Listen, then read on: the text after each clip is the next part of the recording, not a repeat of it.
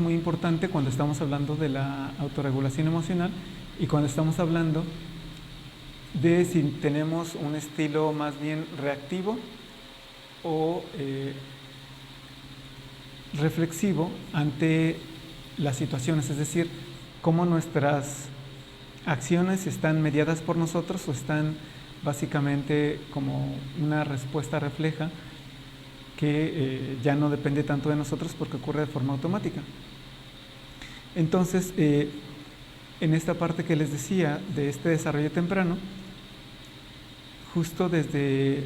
el nacimiento lo que vamos a ir viendo es un temperamento del niño que va a estar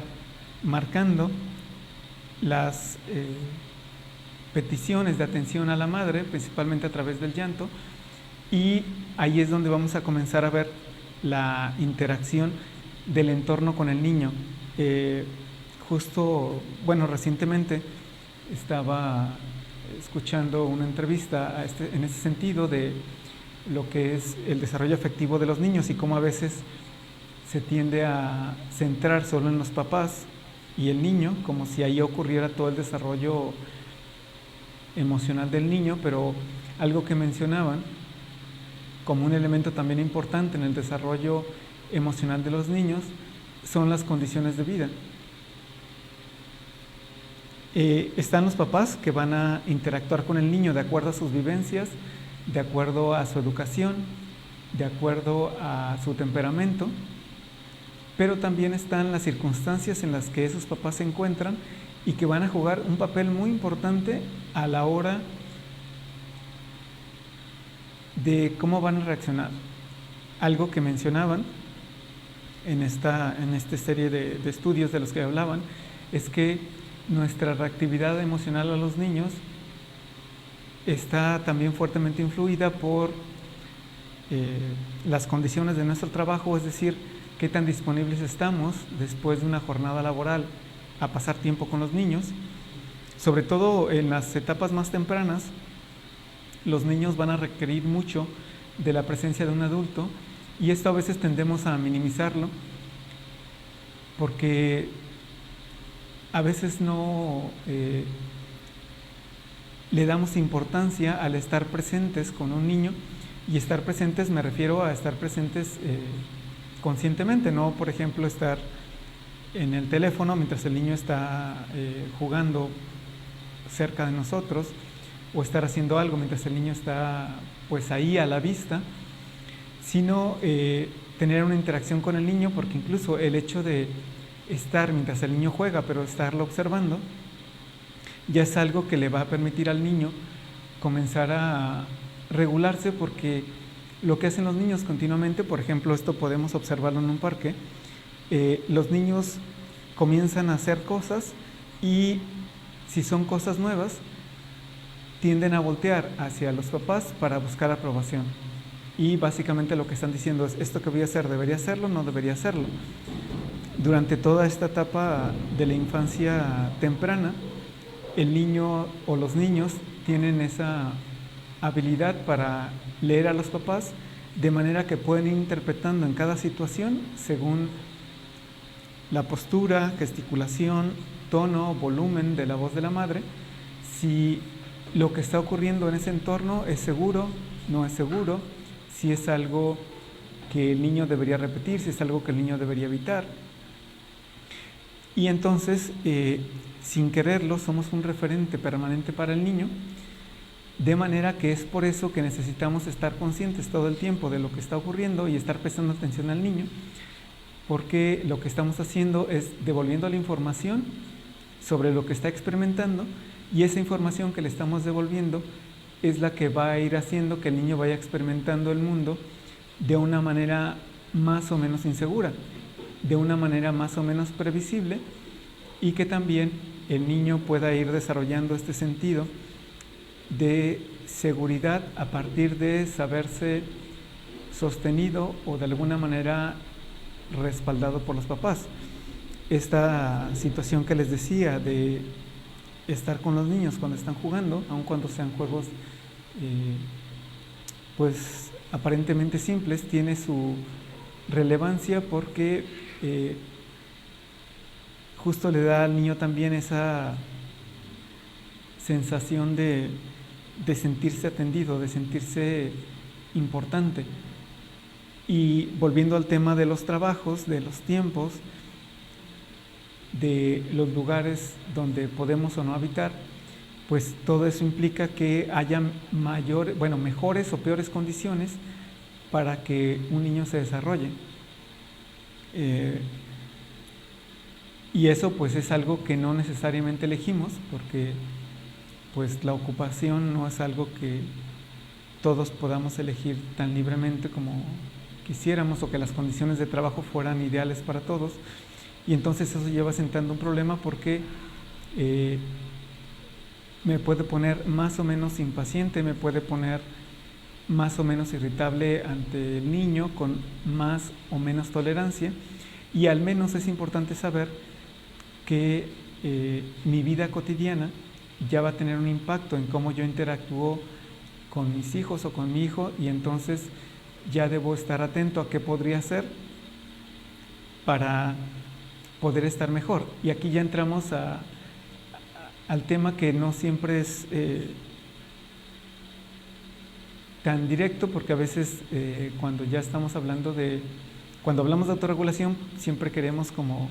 aplicar algo al niño y que el niño se autorregule,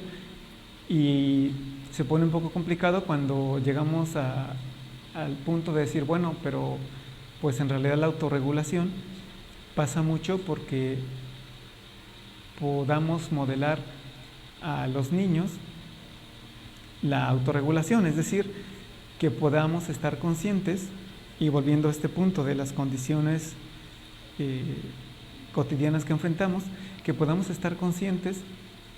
si más bien llegamos a casa ya algo irritados, o más bien hay situaciones que nos están añadiendo un estrés extra, y entonces eso ya se puede traducir en que mi interacción con el niño sea diferente, e incluso pues ello implica que yo tenga que hacer un esfuerzo, no solo para observar la situación, sino también para plantearme una alternativa ante esa situación, porque lo que voy a estarle enseñando al niño es cómo se expresan ciertas emociones, y creo que con la que más la gente de pronto batalla es con la emoción del enojo, porque hay de pronto, creo que en general, dos formas de abordarla. Una es explosiva, simplemente dejarla salir, y otra tiende a la represión, a decir, bueno, ya no pienses en eso, no sientas, para que esta emoción no desborde y no cause problemas. Como les decía, en los niños pues va a ser motivo de frustración muchas cosas, simple y sencillamente porque los deseos del niño van a estar chocando con la realidad, y eso lo vemos desde la alimentación. De pronto pues para los niños es apetecible las cosas muy saborizadas, y pues de pronto también la exposición que tienen los niños a bastante publicidad sobre productos chatarra pues hace que sea todavía mucho más difícil para ellos el resistir este tipo de comida, y de pronto se vuelve un elemento de disputa en las tiendas, que el niño quiere algo que pues no necesariamente le nutre, y tenemos que racionarlo, tenemos que reducir el consumo porque sabemos que es malo para su salud, pero justo ahí entonces ya nosotros tenemos que tener cierta conciencia como adultos de cómo hacer para que algo que es malo para nosotros, pues no, algo que es malo pero placentero, no esté por encima de algo que es bueno pero no necesariamente al mismo nivel de placer que algo que pues ya describí, ¿no? Que es el punto opuesto. Entonces, ahí algo que pues de pronto siempre tenemos que tomar en cuenta es la cuestión del juego. Es muy importante cuando se trata de estar con niños, de convencer a niños de cosas que no les apetece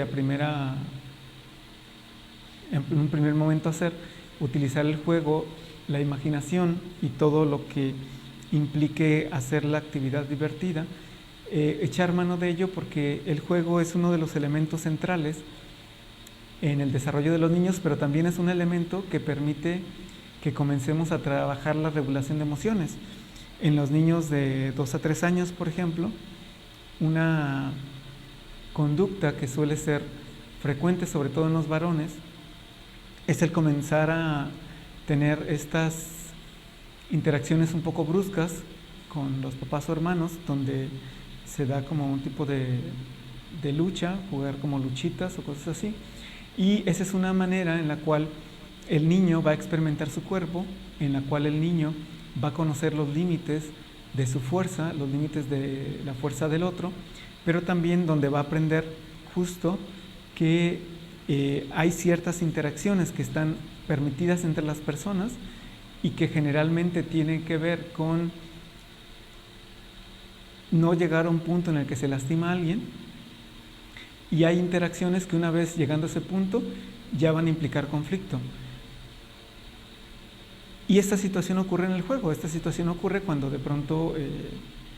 pues estás en algún sitio donde el niño de pronto quiere hacer este juego, que por ejemplo eso también se ve en las ratas, que bueno, casi todos los cachorros tienen este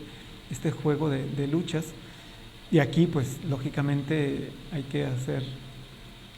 ser bastante cuidadosos con los niños, pero justo este tipo de juegos es donde comienza a darse esta situación de medir la fuerza, es decir, esto que decía de pegar pero no que lastime, o de pronto molestar un poco pero no que enoje, y que también de eso se trata un poco el perseguirse. Estos juegos con los niños son necesarios porque es lo que va a permitir que los niños socialicen y que los niños desarrollen un juego con sus pares. Es muy importante que los adultos jueguen con los niños, porque eso es lo que les va a permitir, una vez que llegan a preescolar, saber cómo acercarse a otros, porque en este juego, por ejemplo, que les decía de las luchitas, lo que ocurre también es un elemento central, que es el de la reciprocidad,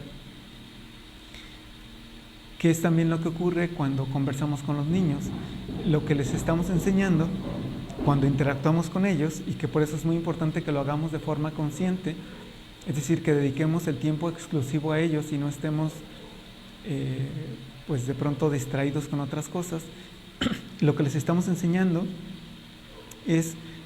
a solicitar atención, a mantener la atención de otra persona, a dar atención, y justo en este juego de reciprocidad es donde se puede establecer la amistad. Y en los niños la amistad ocurre en el juego. Entonces, este tiempo que podemos dedicar a los niños, donde debemos ir dando opción a que los niños cuenten sus experiencias, y ese contar experiencias implica que los niños hablen de sus emociones, vamos a ir permitiendo también que los niños vayan construyendo una habilidad verbal que les pueda permitir interactuar con los demás a partir de compartir historias, a partir de escuchar historias, y a partir de también saber leer a los demás en su estado de ánimo. La otra ocasión les decía que, por ejemplo, de pronto es importante cuando un niño se lastima o cuando algo le pasa a un niño que lo hace sentir un poco mal,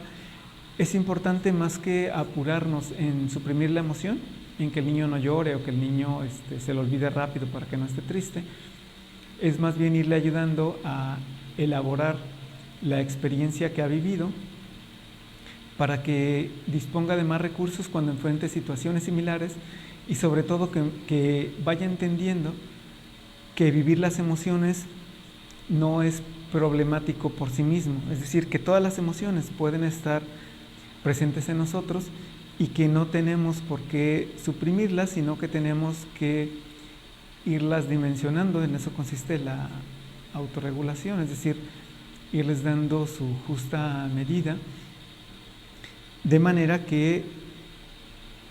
podamos integrar a nuestra experiencia lo que la emoción nos está dictando o lo que nos está diciendo de la situación. En el caso de las rabietas en particular, ante lo que estamos es ante un estado de frustración. Y lo que tendríamos que pensar cuando estamos ante una situación como esas es qué quiero enseñarle al niño que haga cuando se frustre, porque esa va a ser una condición de vida. Y la idea es que tengamos personas que sean hábiles para lidiar con esta experiencia de no tener todo lo que desean, e incluso en ocasiones poder renunciar sin mayor problema a deseos, gustos o simplemente cosas que por alguna circunstancia ya están fuera del alcance y sería mejor para todos dejarlas ir. Cuando se presenta, por ejemplo, un berrinche pues fuerte, y aquí es importante como ir distinguiendo cuando el niño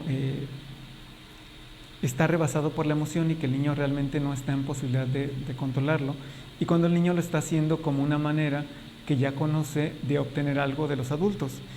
¿Por qué es importante? Pues porque cuando el niño está rebasado por la emoción, ahí nuestro trabajo es regular la emoción del niño, es decir, hacer que su intensidad sea un poco menor para que el niño pueda comenzar a articular o tener cierta idea o poder expresar con algunas palabras qué es tan grave de la situación. Y ahí nos lleva a otro punto, que es que en ocasiones los adultos tendemos a minimizar las emociones de los niños porque lo vemos ya desde una perspectiva donde hay problemas más grandes, donde hay situaciones más urgentes y donde las vivencias de los niños pueden parecernos un poco triviales o un poco simples, pero eso es la visión de alguien que ya es un adulto y ese niño está viviendo la situación como algo serio. Entonces, estos dos momentos, uno en el cual yo me doy cuenta que el niño está intentando usar un recurso que ya sabe utilizar para obtener algo, y en el otro cuando el niño prácticamente se encuentra rebasado por la emoción y donde más bien yo requeriría de alguna manera, sea físicamente o a lo mejor con algunas palabras, tranquilizarlo, y en el otro de pronto recurrir un poco a la disciplina. Cuando un niño está, por ejemplo, muy afectado emocionalmente, la actividad física puede ser algo que puede ayudar a bajar el estrés o la tensión, de manera que el niño pueda recuperarse un poco más. Y si recuerdan el ejemplo que les daba, bueno, el modelo que les explicaba la sesión pasada de la mano, la idea es que intervengan las partes más desarrolladas del cerebro que tienen que ver con el pensamiento reflexivo, analítico, y que la parte emocional esté un poco bajada de volumen para que permita que la otra parte también entre a juego y estén integradas ambas. Cuando un niño pequeño de 2, 3 años está rebasado por una emoción, incluso un poco más pequeño, pues lo único o lo poco que hay que hacer es como tranquilizarlo, ¿sí? Porque sobre todo de 3 años, pues el niño no va a entender muchas razones y más bien hay que esperar un poco a que baje la tensión emocional para después ayudarle a entender un poco lo que pasó, ¿sí? Y ese entender un poco lo que pasó implica hablarle de lo ocurrido, es decir, ayudarle a él o a ella a poner nombre a la emoción, a nombrarla, decir, ok, te sentiste de esta manera y lo que sentiste ocurrió por esta circunstancia, y cuando se juntan esas dos cosas, que hay una circunstancia que genera una emoción y la emoción es muy intensa, pues nos sentimos como con muchas ganas de hacer algo y a veces no pensamos si lo que hacemos puede ser bueno o no para los demás, y eso implica que a veces pues lloramos con mucha fuerza, rompemos cosas, tiramos cosas, a veces tratamos de escapar de lugares, etcétera, y el niño tiene que ir como comprendiendo que las emociones son como motores y que como tal pues hacen que uno sienta el impulso de hacer algo. Puede ser agredir, puede ser, como les decía, irse de ese lugar donde hay una emoción incómoda, o simple y sencillamente expresar la emoción sin ningún filtro. E incluso en el caso de los berrinches, cuando un niño quiere algo, pues es importante en algún momento hablar de la experiencia, decir, bueno, querías esto, ya te había dicho que no te lo iba a comprar, porque pues solo tienes permitida un dulce al día, y pues no hay, ¿no? Y ahí, esta parte que les decía de la emoción, de pronto permitir que esté, implica que aceptamos o le damos una idea al niño que sentir las emociones está bien. Justo la idea que no sería muy apropiado transmitir es que si tiene cierta emoción, el niño no lo aceptamos o no lo queremos. O sea, y eso a veces se escucha cuando se dice así como que, niño feo, ahorita estás enojado, ahorita no te hago caso, ahorita estás como un niño feo. Y ahí lo que el niño va aprendiendo es que esa emoción no está permitida, pero esa emoción el niño la va a requerir. La va a requerir cuando alguien, por ejemplo, abuse de alguna manera de él y él necesita poner un límite, una barrera entre él y los demás. Pero si la emoción es algo que no se permite porque está mal, pues entonces el niño no va a poder echar mano de ese recurso y se va a ver complicada esa situación de que el niño la utilice en alguna situación. Lo que vamos a ir haciendo es que la expresión de esa emoción vaya más tendiente hacia la expresión verbal y hacia formas constructivas, sobre todo en términos de conflicto. Vamos a tratar de poner al niño en perspectiva,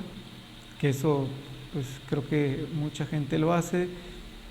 sobre todo cuando el niño pega, que es qué sentirías tú si te pegan, ¿no? O qué sentirías tú si te arrebatan, o qué sentirías tú si te quitan. Y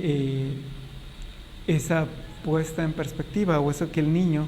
pueda ir pensando en los demás, es lo que también va a ir permitiendo que las emociones se regulen. Pero, como les decía, lo importante es que algunos eventos, siempre van a ocurrir algunos eventos que no nos van a gustar cómo ocurren, y ahí es donde entra la parte que les decía al inicio de nuestra regulación emocional, porque tenemos que entender que parte de educar a los niños tiene que ver con un pensamiento a corto, mediano y largo plazo. Tiene que ver con irse planteando qué tipo de niño voy a estar formando, y ahí lógicamente lo primero que surge pues es la idea de nosotros mismos, y ahí también conviene un poco un examen de decir, bueno, de estas emociones que yo tengo y que veo en el niño, ¿qué me produce cuando él las tiene? Porque a lo mejor si yo fui alguien a quien no le permitieron enojarse, o que de pronto la reacción del adulto ante mi enojo era de un enojo mucho mayor, y entonces yo tenía que suprimir el mío, pues entonces lo que ocurre es que se vuelve complicado expresar ese enojo, o hay que hacer un trabajo para expresarlo de una manera funcional, ¿sí? O por ejemplo, si esa misma situación se volvía una situación de competencia, donde iba escalando el conflicto, de manera que pues solo se volvía una situación de quién gritaba más fuerte, hasta que terminaba de todas formas en que alguno imponía la fuerza al otro. Estamos hablando también de que pues eso es lo que el niño va a aprender respecto a esa emoción, y la va a repetir con los demás, porque es lo que aprendió que se hace con esa emoción. Y esto nos lleva al tema de inicio, y a eso se refieren los estilos de apego, que vamos a ver un poco más adelante en detalle, porque lo que va a ocurrir es que estas formas de apego que desarrollamos con nuestros cuidadores son las formas que después se van a convertir en nuestros ideales de amor o nuestras figuras de amor que vamos a buscar en la vida adulta, y es de ahí de donde surge esto de que pues uno tiende a repetir patrones y uno tiende a de pronto estar con personas muy familiares a las que uno estuvo cuando fue niño, y es básicamente por ese repertorio que uno tiene en el cual uno sabe qué emociones son más fáciles de sentir, más difíciles de sentir, qué emociones son más manejables, qué emociones son menos fáciles de tener, y entonces uno se va por los caminos ya transitados.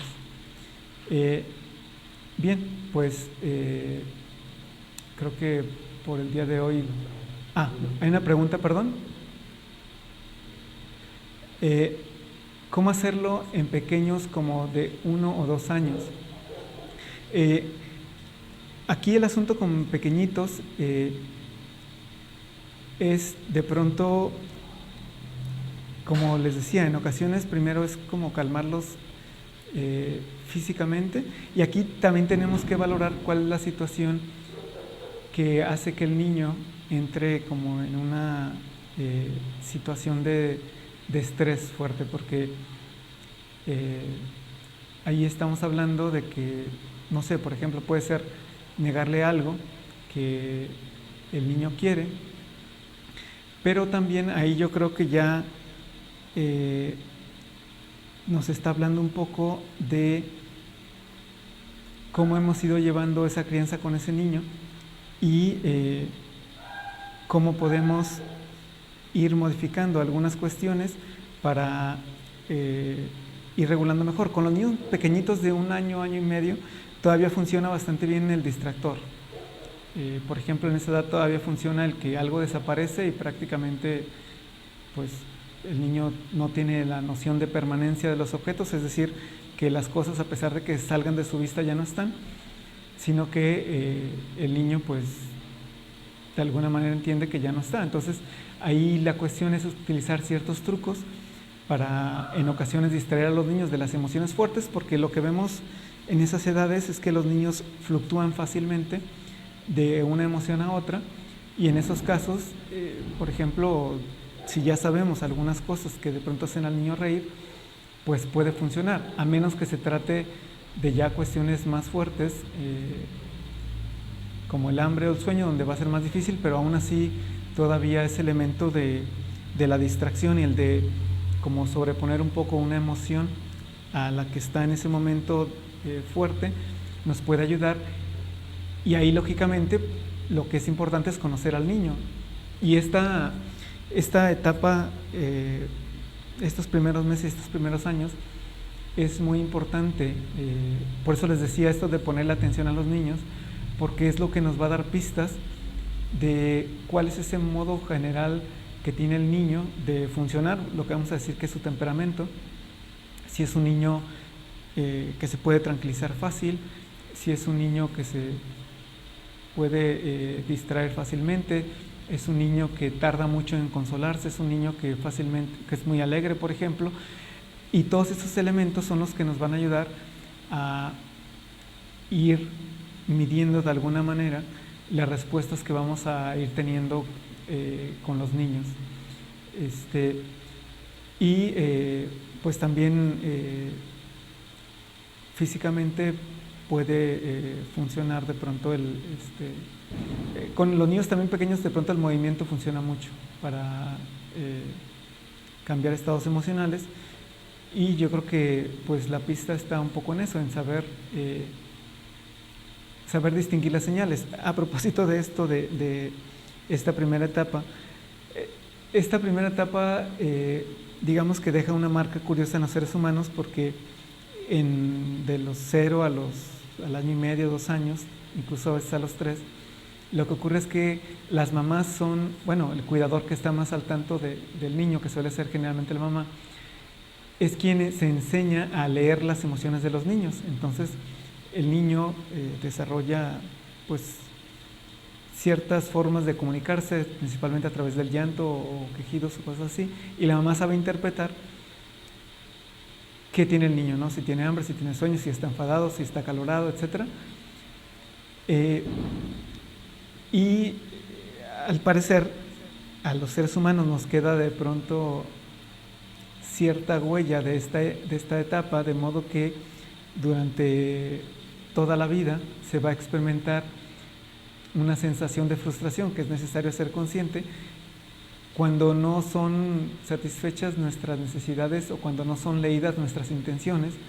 sin necesidad de hablarlas. Y todo viene de ahí, justo de ese momento en el cual desde muy pequeños tenemos esta situación en la cual alguien lee por nosotros nuestras necesidades y las colma, en el mejor de los casos. De modo que pues se queda esa situación, y de adultos a veces luego eso es problema porque uno quiere que le adivinen, pero pues no es posible. Espero que haya quedado contestada la pregunta.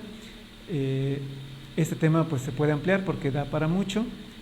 Lo importante es que haya precisamente un poco de interacción para hacerlo más nutrido e irlo orientando hacia una u otra dirección. Y por lo pronto sería todo por el día de hoy. Nos vemos y escuchamos en la siguiente charla, y también me pueden seguir en mi canal de YouTube, Psicólogo Adrián, para estrategias de educación socioemocional con los niños. Por lo pronto espero que hayan tenido un excelente día las mamás y estamos en comunicación. Hasta pronto.